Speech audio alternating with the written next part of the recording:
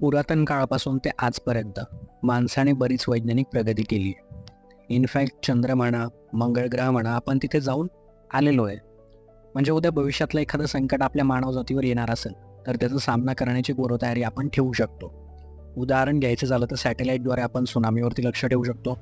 समुद्राच्या मध्यभागी जर का कुठे सुनामी उसळला असेल तर त्याचं सध्याचं लोकेशन काय, एखाद्या स्पेसिफिक किनाऱ्यावरती यायला त्याला किती वेळ लागू शकतो, हे आपण सॅटेलाईटद्वारे कॅल्क्युलेट करू शकतो. किंवा दुसऱ्या बाजूला एखादा धोकादायक ॲस्ट्रॉइड म्हणा, ज्याला आपण लघुग्रह म्हणतो, की तो पृथ्वीच्या दिशेने येतोय का, हे सुद्धा पृथ्वीच्या बाहेर जे आपण सॅटेलाईट सोडलेले आहेत त्याद्वारे आपण काही सायंटिफिक कॅल्क्युलेशन करून त्याची एक्झॅक्ट पोझिशन, तो कुठल्या रस्त्याने जाईल, हे सुद्धा आपल्याला कळतं. म्हणजे थोडक्यात काय, तर आपल्यापासून वरती असणारे दिसणारे जे कोणते नैसर्गिक आपत्ती, नैसर्गिक संकट आहेत, त्याची थोडी तरी पूर्वकल्पना आपण मिळवू शकतो. परंतु ज्या पृथ्वीवरती, ज्या जमिनीवरती आपण राहतो, त्या जमिनीखाली नेमकं कधी काय होईल, कधी कंपन होतील आणि क्षणार्धात त्याचं मोठ्या भूकंपात रूपांतर होईल, हे आजही आपण निश्चितपणे प्रेडिक्ट करू शकत नाही. त्यामुळे आता मुख्य मुद्द्याला सुरू करण्यापूर्वी एकदा आपला इंट्रो रोल करूया.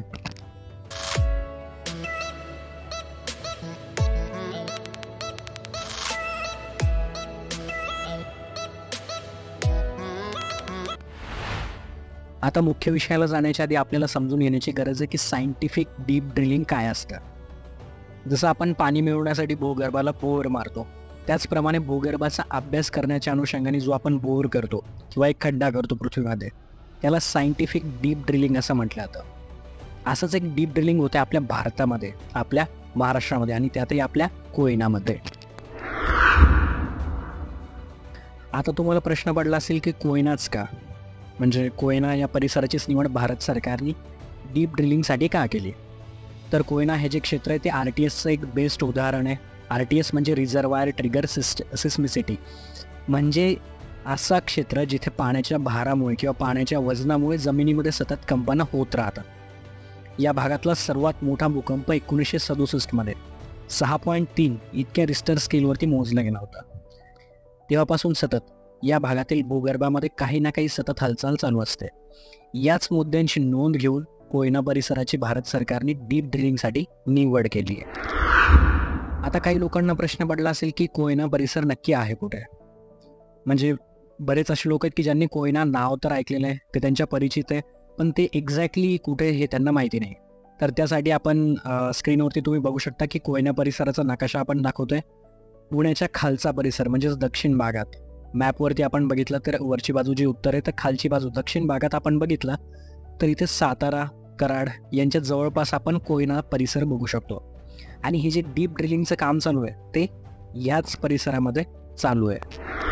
आता जाणून घेऊया की हे काम सुरू कधी करण्यात आलं होतं. तर हे जे डीप ड्रिलिंग होतं आहे याची सुरुवात 2014 करण्यात आली होती.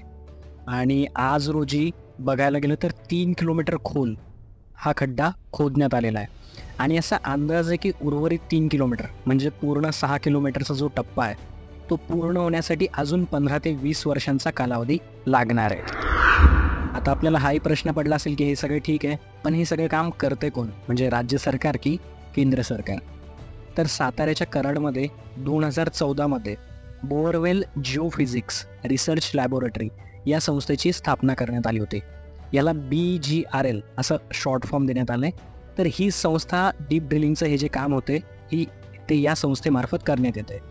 तुमच्या अधिकच्या माहितीसाठी सांगतोय की ही जी संस्था आहे ती केंद्र सरकारच्या मिनिस्ट्री ऑफ अर्थ सायन्स यांच्या आधिपत्याखाली येते. आणि हा जो संपूर्ण प्रोजेक्ट आहे याच्यासाठी तब्बल 400 कोटींचा खर्च अपेक्षित आहे. आता असा प्रयोग कधी पूर्वी झाला आहे का, तर हो, जगामध्ये याआधी अमेरिका, रशिया, जर्मनी यांनी देखील डीप ड्रिलिंगचे प्रयोग केले होते. नुकतंच 2023 चीननी सुद्धा त्यांच्या एका वाळवंटामध्ये तब्बल 11 किलोमीटर खोल इतका खड्डा किंवा डीप ड्रिलिंग आपण म्हणतो ते केलं होतं. आता हे 11 किलोमीटर खोल खड्ड्याच्या जर का आपण तळापाशी पोहोचलो तर पृथ्वीवरती क्रोटेशियस नावाचा जो कालखंड होता त्या कालखंडात आपण जाऊन पोहोचलो. म्हणजे तब्बल 145 मिलियन वर्षांपूर्वी पृथ्वीवरती क्रोटेशियस जे कालखंड चालू होतं. आणि आज आपण 11 किलोमीटर खोल खड्डा खणल्यानंतर पृथ्वीच्या ज्या गर्भाशयात जाऊन पोहोचतो तो भाग क्रोटेशियस कालखंडात पृथ्वीची जमीन होता. मग आता हा प्रकल्प पूर्ण कधी होणार आहे किंवा यामध्ये येणारे पुढचे चॅलेंजेस काय असतील. तर आज रोजी या प्रोजेक्टची कंडिशन ही आहे की 3 किलोमीटर खोल इतकं डीप ड्रिलिंग ऑलरेडी झालेलं आहे आणि अजून 3 किलोमीटर खोल जाणं आपल्याला बाकी आहे. हे डीप ड्रिलिंग जेवढं आपण खोल जाऊ तितकी आव्हानं पण वाढत राहणार आहे.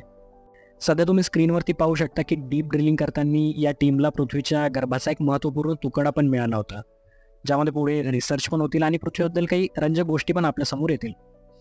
या प्रोजेक्टची पण आजची जर का आपण स्थिती बघायला गेलो तर अजून 10 ते 15 वर्ष हा प्रोजेक्ट पूर्ण व्हायला लागतील असा अंदाज आहे. तर अपेक्षा करतो की हा व्हिडिओ तुम्हाला आवडला असेल. या चॅनलवरती असाच इंटरेस्टिंग नॉलेजफुल कंटेंट येत राहणार आहे. त्यामुळे व्हिडिओला लाईक करायला आणि चॅनलला सबस्क्राईब करायला विसरू नका. भेटूया पुढच्या व्हिडिओमध्ये. तोपर्यंत धन्यवाद.